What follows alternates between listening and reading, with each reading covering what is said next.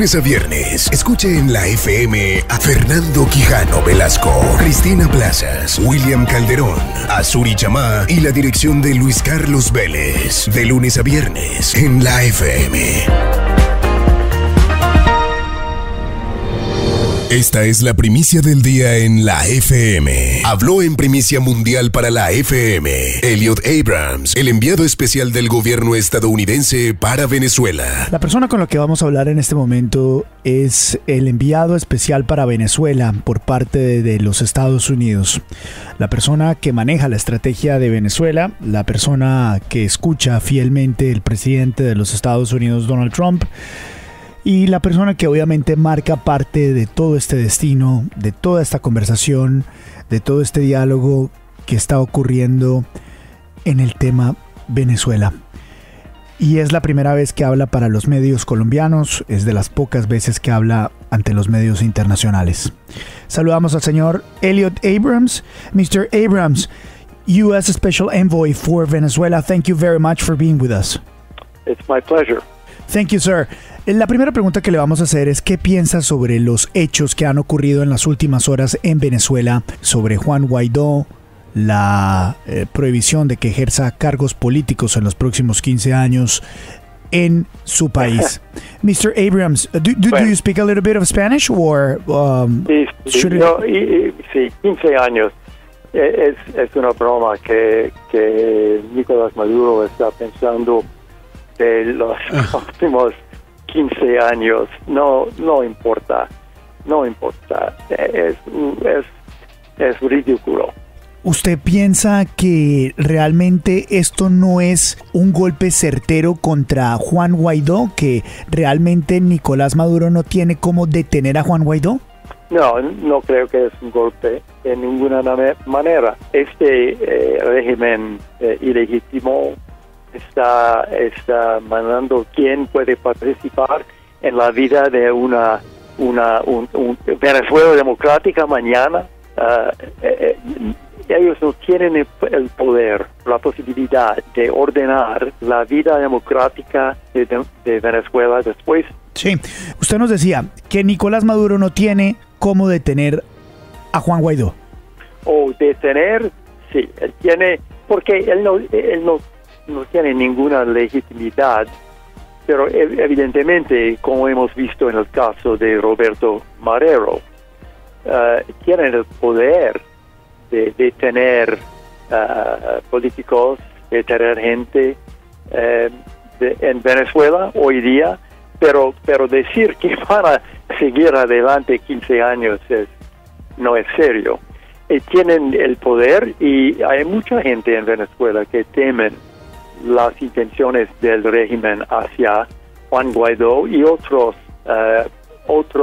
en la Asamblea Nacional. Sí, señor Abrams, muchos en Colombia piensan que, teniendo en cuenta esto último que acaba de pasar, teniendo en cuenta la presencia de militares rusos en Venezuela, teniendo en cuenta el episodio del señor Marrero, se le está acabando la fuerza a las intenciones de derrocar a Nicolás Maduro, que él podría estar atornillándose al poder. ¿Usted lo ve así? Bueno, la presencia de esos militares rusos, 100 o cualquier número, no ayuda en ninguna manera el país, el pueblo venezolano, sus esperanzas para una democratización de Venezuela. No están trayendo nada de bueno a Venezuela, pero no creo que esa presencia cambia ni la voluntad de venezolanos, ni la voluntad de los Estados Unidos y nuestra intención de apoyar el movimiento democrático en Venezuela. Es decir, que no cambia la situación fundamental en Venezuela. Sí, no cambia la situación fundamental de Venezuela para los ojos de Estados Unidos. Para muchos, esta presión o esta presencia militar en Venezuela de los rusos sería una demostración de fuerza por parte de Rusia en contra de Estados Unidos, diciéndole: nosotros sí estamos acá y ustedes en Estados Unidos no son capaces de hacer nada más allá de las medidas económicas y las medidas diplomáticas. Ustedes no tienen ninguna intención de actuar militarmente en el país. ¿Eso es verdad? Estados Unidos, aunque dice una cosa, ¿realmente no tiene ninguna intención militar en Venezuela? Yo diría, en primer lugar, quizás son buenos soldados, pero son 100. Eso no cambia nada y eso no cambia el futuro de Venezuela. El presidente ha dicho en los Estados Unidos que todas las opciones siguen siendo posibles sobre la mesa, en la expresión que utiliza. Y eso dice el presidente porque es verdad. No tenemos la intención de utilizar armas porque pues, el sendero de hoy es un sendero de presión económica, financiera, diplomática. Es el sendero que preferimos, pero el presidente dice siempre que hay muchas opciones y que son todos disponibles. Sí, nos está diciendo cosas muy importantes. La primera es que sigue siendo, William, una opción de última opción, la opción militar. Sí. La segunda es que Estados Unidos no está preocupado por la presencia de 100 soldados, 200 soldados rusos. Para ellos lo fundamental sigue siendo lo fundamental y es la búsqueda de la democracia en Venezuela.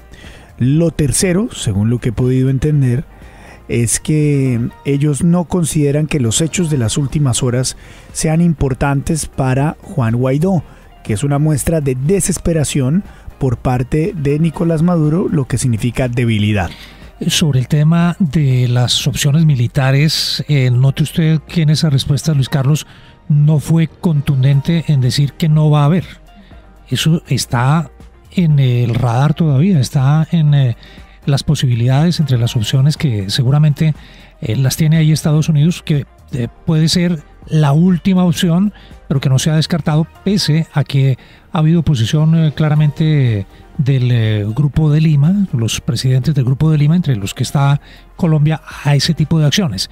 No obstante, acabándose los caminos diplomáticos, acabándose las opciones de presión económica, de cerco económico, que es la que se vienen ejecutando por estos días en Venezuela, pues queda esa arma ahí blandida, pendiente de que la pueda utilizar en algún momento dado Estados Unidos.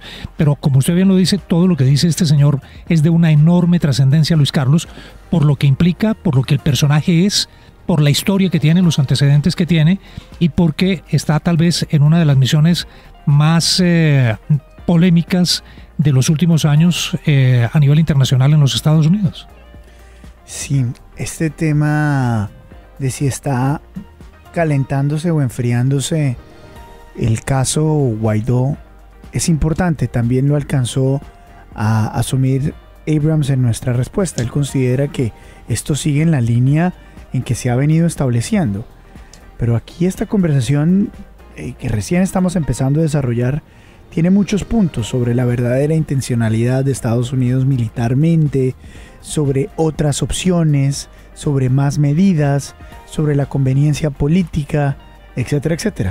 Es un tablero de ajedrez diplomático, es un tablero de ajedrez geopolítico.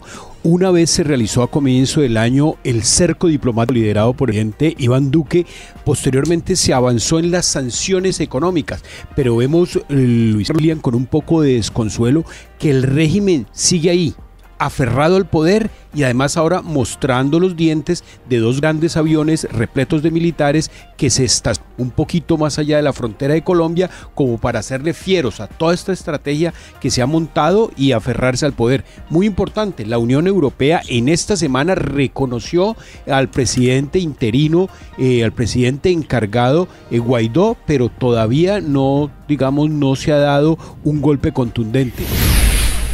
Las noticias pasan primero por la FM. Richard Aguilar, senador de Cambio Radical en la FM, explicó por qué su bancada decidió no acompañar al gobierno nacional en las 6 objeciones que presentó el presidente Iván Duque a la ley estatutaria de la Jurisdicción Especial para la Paz. Está con nosotros hasta ahora Richard Aguilar, senador de Cambio Radical. Senador, gracias por acompañarnos. Muy buenos días. Buenos días, Luis Carlos. Un cordial saludo para todo el equipo de trabajo y especialmente para todos los oyentes. Senador, bueno, hay última palabra, hay humo blanco frente a lo que va a decidir o decidió ya Cambio Radical en el tema de la ley estatutaria de la JEP. Bueno, en efecto, hay última palabra ya consignada en un acta elevada el día de ayer, en donde la decisión es votar negativamente las objeciones presentadas por el gobierno nacional por las razones que públicamente ya aducimos, que las objeciones y sus aclaraciones pedidas por el gobierno ya están contenidas en la propia ley estatutaria, en la jurisprudencia de la Corte Constitucional, donde ya la propia Corte se ha pronunciado, por lo tanto no podemos ir sobre cosa juzgada, y donde el día de ayer, no les miento, pues hubo diferentes posturas, pero al final se acogió esa posición mayoritaria del partido y en el acta quedó que unánimemente Cambio Radical votaba negativamente las objeciones. ¿Qué pasa si un representante o un senador de Cambio Radical no vota de acuerdo a lo que ha quedado en esta acta? Pues la indisciplina ya entra al fuero del Comité de Ética, donde si se contrarían las posiciones de bancada, pues eso implica un proceso en donde puede llevar hasta la propia expulsión del partido. No nos compete a nosotros los congresistas dirimirlo, pero sí el Comité de Ética. Claro, senador, ¿cómo fueron las fuerzas en este debate interno o en esta discusión interna que se hizo sobre la JEP? ¿Cuántos estuvieron a favor? ¿Cuántos estuvieron en contra? Yo escuché solamente 2-3 voces que decían que acompañaran al gobierno. Cuando se sometió a votación, todos levantaron la mano en el voto negativo y 2 o 3, porque yo sé que ustedes vieron el video ahí con mi compañero Lord Dewey, se acogieron a la posición mayoritaria. Es decir, internamente no estaban de acuerdo con el partido, pero al final acogieron la posición del partido. ¿Cuál es la injerencia de Germán Vargas Lleras? ¿Él qué cargo tiene dentro del partido? Fue el moderador de la visita de las personalidades que escuchamos el día de ayer, pero yo sí se los puedo decir claramente que no ingirió en la decisión del día de ayer. Dio su posición frente a algunas dudas, preguntó, pero la votación fue consideración de los parlamentarios. También es importante, senador, entender si en realidad hay un choque de posiciones entre la familia Char y entre el grupo de Germán Vargas Lleras. ¿Hay ese encontrón? ¿Esos son los bandos? No, lo que ocurrió la semana pasada, yo lo dije, que el gobierno jugó a dividir, a fraccionar al partido, y pues ahí la presión del gobierno llevó a que hubo una pequeña fractura. Pero nosotros vemos con toda claridad que ese impasse se va a superar. Senador Aguilar, le saluda William Calderón. ¿Nos está confirmando usted lo que anunciábamos en la apertura de la emisión de la FM esta mañana muy temprano, y es que prácticamente está hundido el paquete de objeciones que ha presentado el presidente Iván Duque al Congreso, ante el Congreso por la ley estatutaria de la JEP?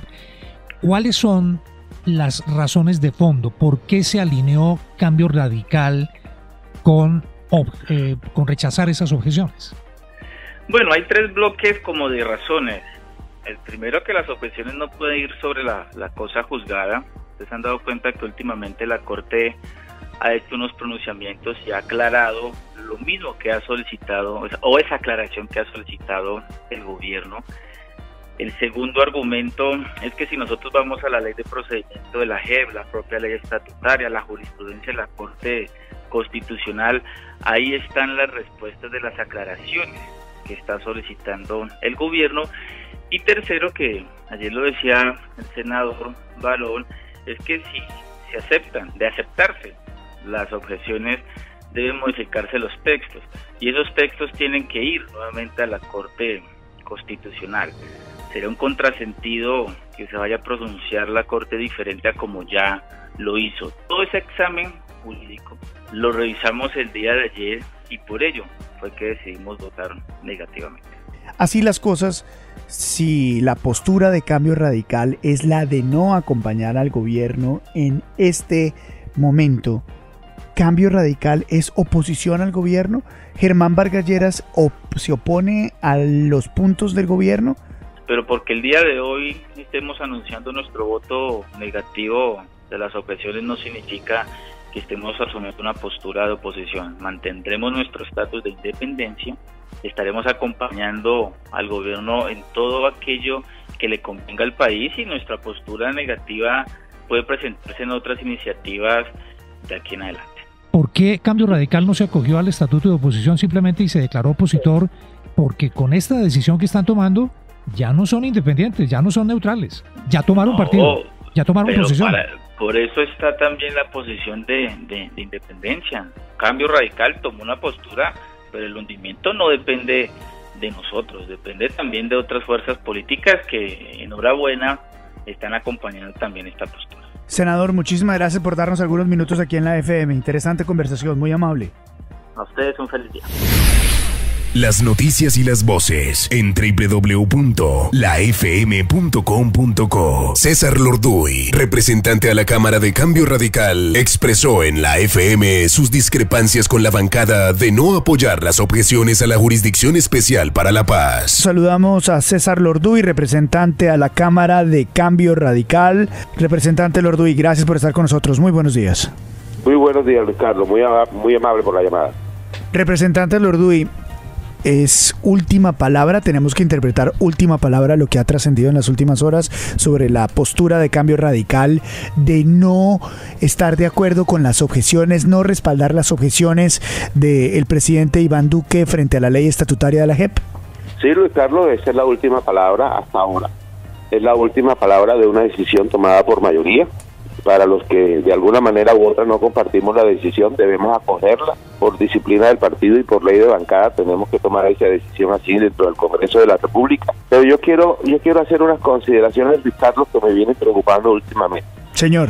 Los clubes sociales, los salones de eventos, las sedes de los partidos están reemplazando al Congreso por esa bendita ley de bancada. El Congreso de la República, el escenario natural de la democracia, debería permitirle a los colombianos y a la ciudadanía ver los debates, conocer los argumentos, evaluar las posturas y a partir de allí que se puedan tomar las decisiones a la luz pública.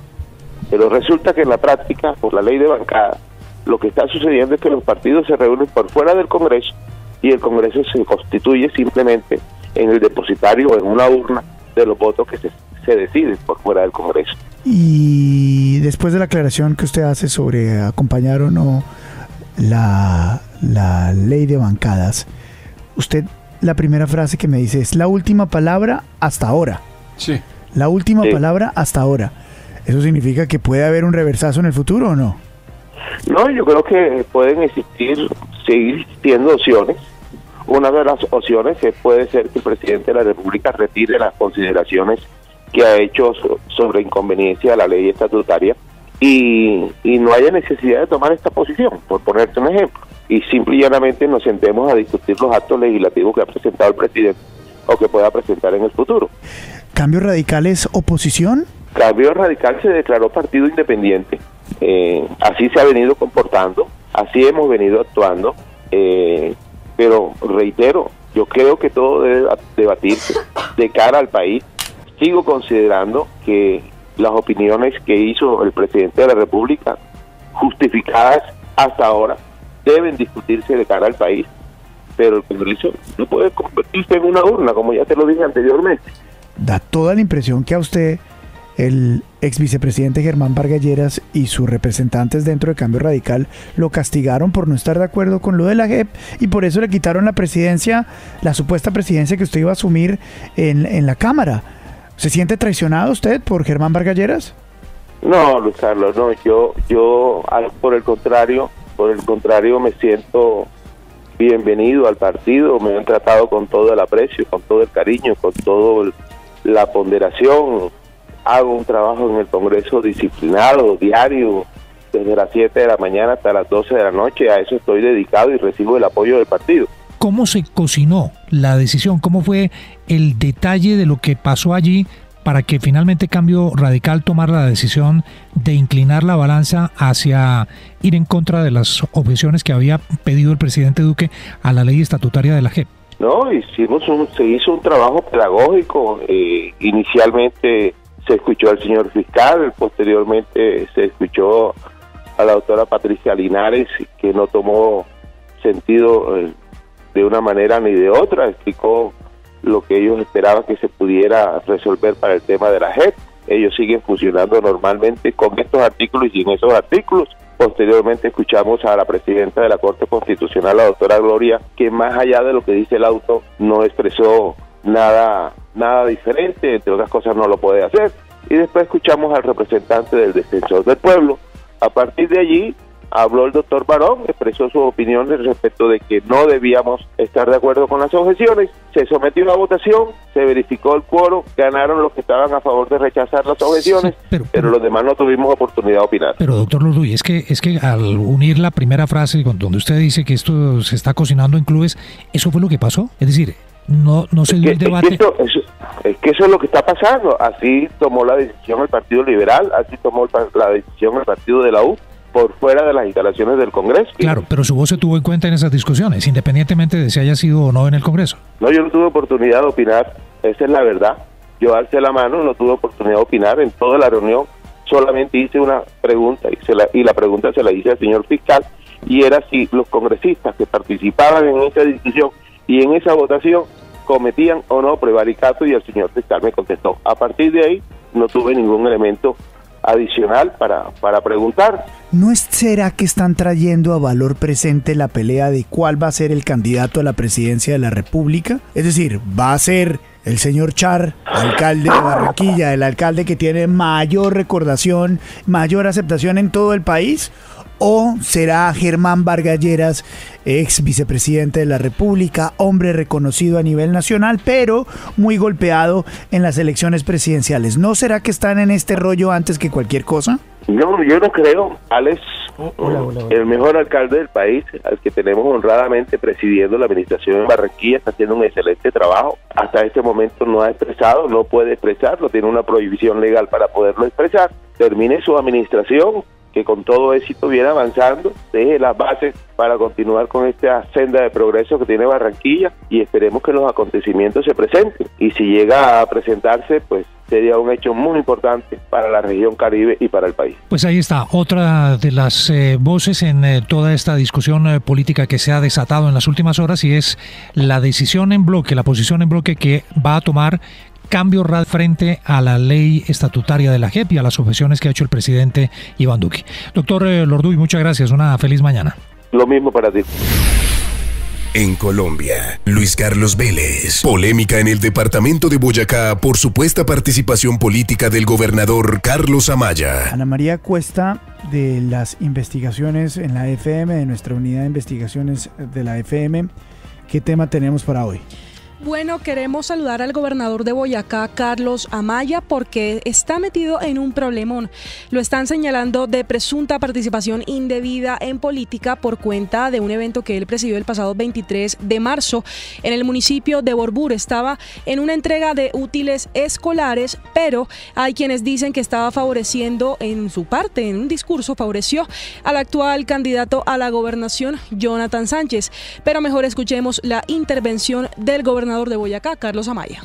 Jonathan, que se retiró porque tenía otros proyectos en los que yo no puedo interferir, porque no me puedo meter en nada de política, ni me interesa, gracias.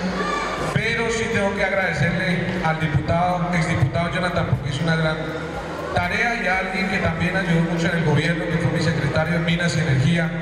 Gracias a él pudimos avanzar en gasificación también en municipios del occidente, a Darío Maecho. Un aplauso para ellos dos que son de esta región también. Muchas gracias. Lo que le están cuestionando al gobernador Luis Carlos es que pues pide aplausos para este candidato a la gobernación que ya ha manifestado que va por firmas y está reconociéndole pues beneficios y está pidiendo que se le aplauda por su gestión, pero saludamos al gobernador. Bienvenido, doctor Carlos Amaya, a la FM. Bueno, muy buenos días, Ana María, a ti, a toda la mesa de trabajo de la FM. Es un gusto estar con ustedes hasta ahora. Gobernador, si ya usted sabe que en su departamento hubo un precedente, suspendieron por 3 meses a la doctora Claudia Ortiz, justamente por un tema similar con el candidato a la gobernación, Guillermo Sánchez.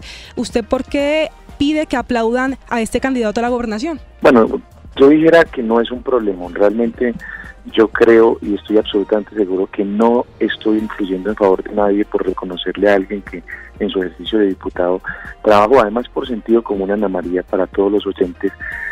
El candidato que se menciona en ese discurso, precisamente en un gesto de imparcialidad mía, es de otro partido al que yo no pertenezco, y si yo quisiera influir en favor de alguien, pues claramente no lo haría en favor de una coalición que se ha montado en contra del gobierno departamental y que ha criticado fuertemente. Aquí la oposición la hace muy fuertemente el Centro Democrático, y el diputado Guillermo Sánchez, que fue el que me denunció, pues debería pensar que es absolutamente ilógico que por un saludo se haga participación en política, porque eso llevaría entonces a que denunciemos al presidente de la República, el doctor Iván Duque Márquez, cuando en el evento del taller Construyendo País saludó a su gran amigo, el diputado en mención, que fue él el que estaba en un evento con Claudia Ortiz, por eso fue suspendida, y generó un aplauso también, una gran reacción. Ahí está el video. Digamos que yo creo que no puede uno caer en ese escenario de que entonces no se puede saludar en un evento a nadie. Gobernador, ¿usted está tranquilo de que ahí no pasó absolutamente nada? Absolutamente tranquilo, porque es que por sentido común, Luis Carlos... Le habla William Calderón, gobernador. Bueno. Hola, William. Si yo quisiera influir, si tuviera algún interés, que no lo tengo, pues no influiría en favor de un candidato que claramente pues está promoviendo una coalición con el uribismo, ¿cierto? Y que representa pues precisamente esa fuerte crítica que le ha hecho el Centro Democrático a mi gobierno por los temas que se diferencian acá de paz y de muchos otros temas. Entonces, a mí me parece que es absolutamente ilógico este diputado que me denunció a mí, que es Guillermo Sánchez, el mismo del problema con Claudia Ortiz, y me parece que es para desviar la atención de lo que sucedió allá en Satibanorte, que me parece que es absolutamente diferente, porque el diputado sí hizo una intervención. ¿Y a qué adjudica, gobernador, que le estén armando este lío de supuesto apoyo político al señor Sánchez? Fácil, elecciones, y a ellos les molesta mucho que en una encuesta reciente pues salga una cifra como que el 72% de los boyacenses tiene una imagen positiva del gobernador, o que digan que el 79% de los boyacenses votaría por quien continúe las obras y proyectos del actual gobernador. Entonces ellos quieren pues meterme a mí en líos, hacerme parecer igual a ellos, de que es que yo quiero meterme en política y demás, y armar escándalos para afectar precisamente la buena imagen que tiene nuestro gobierno. Bueno, le agradecemos al gobernador Carlos Amaya, pero queremos también escuchar la voz de Guillermo Sánchez, el precandidato a la gobernación, que justamente denuncia por presunta participación. O sea, la otra cara de la moneda, Ana María. Exactamente. La persona que denunció. Exactamente. Bienvenido, señor Sánchez, a la FM. Un saludo especial a Ana María y por supuesto a Luis Carlos Vélez, al igual que un saludo a todos los colombianos. Bueno, ya usted metió en un problema a la doctora Claudia Ortiz de la Agencia de Desarrollo Rural. Exactamente, ¿qué argumentos tiene para indicar que el gobernador Amaya está participando indebidamente en política?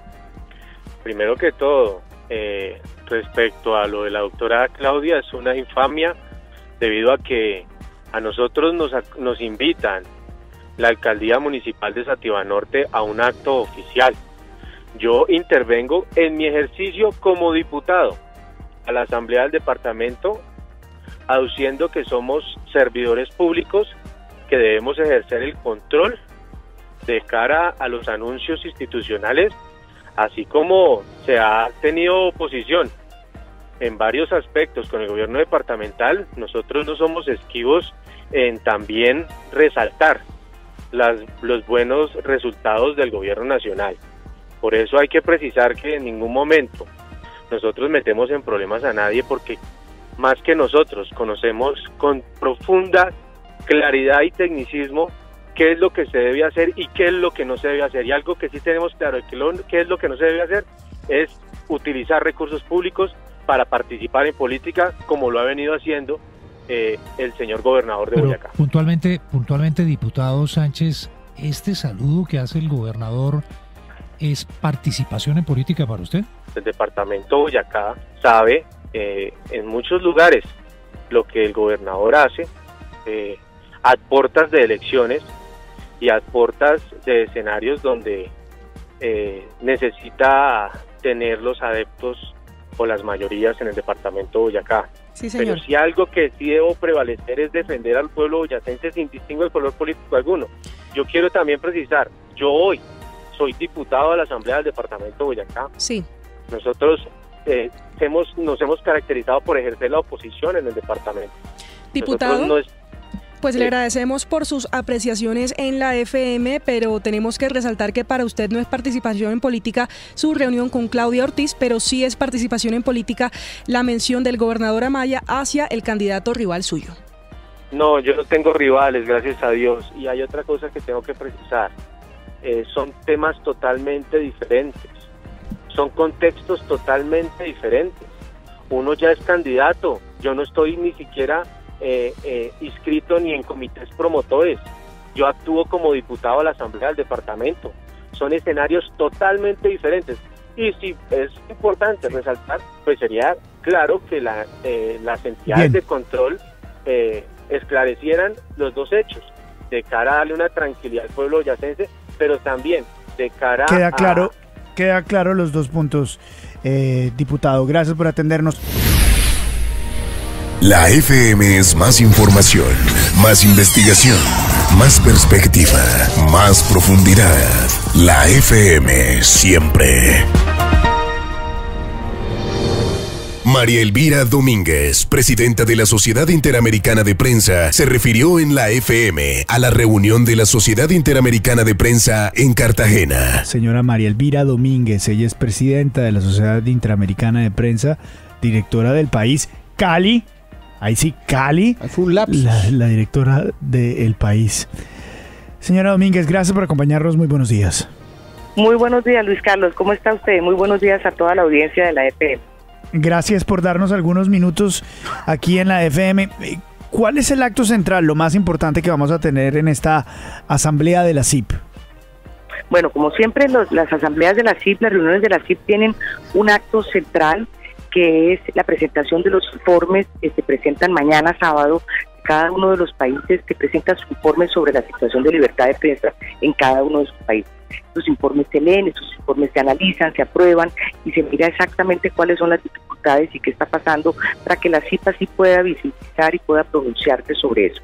Pero en esta reunión de medio año tenemos unos actos que sí se salen de la agenda normal y que son muy, muy importantes para la Sociedad Interamericana de Prensa y para la libertad de prensa. Primero, ahora tenemos un acto en el que nos acompaña el presidente Iván Duque, inaugurando la reunión de medio año de la CIP, pero lo más importante es que el presidente Duque va a firmar la declaración de Chapultepec. Quiere decir eso que el presidente sella su compromiso con la libertad de prensa y con los 10 principios universales de libertad de prensa. Y coincide eso además con la celebración de los 25 años que estamos celebrando precisamente este mes de marzo, los 25 años de haber promulgado la declaración de Chapultepec, de modo que es una coincidencia que genera mucha alegría y que genera un compromiso muy importante. Ese es uno de los actos más importantes y tendremos también hoy al mediodía un acto de mayor trascendencia, que es el acto de reparación que va a hacer el Estado colombiano a los familiares de Nelson Carvajal, colega que fue asesinado en 1998, el Titalito Huila, y a raíz de la sentencia de la Corte Interamericana de Derechos Humanos, que indica y obliga que el Estado colombiano de alguna manera resarza el crimen de Nelson Carvajal. Pues hoy hay uno de esos elementos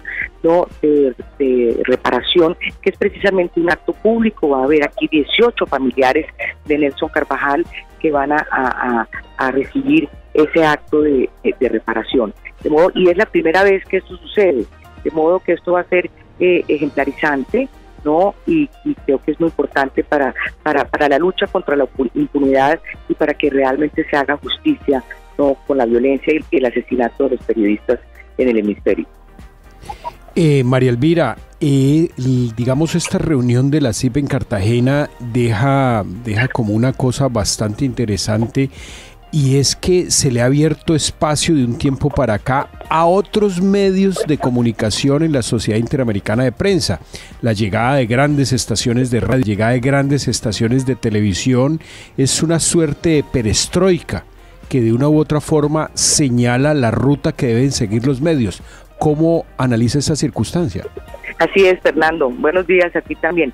La Sociedad Interamericana de Prensa desde hace ya varios años, casi 6 años, abrió, incluso en sus estatutos, abrió la incorporación y la entrada, ¿no?, de otros medios, obviamente siempre con unos principios muy claros que tienen que respetarse para ser miembros de la Sociedad Interamericana de Prensa, y es que sean medios libres e independientes.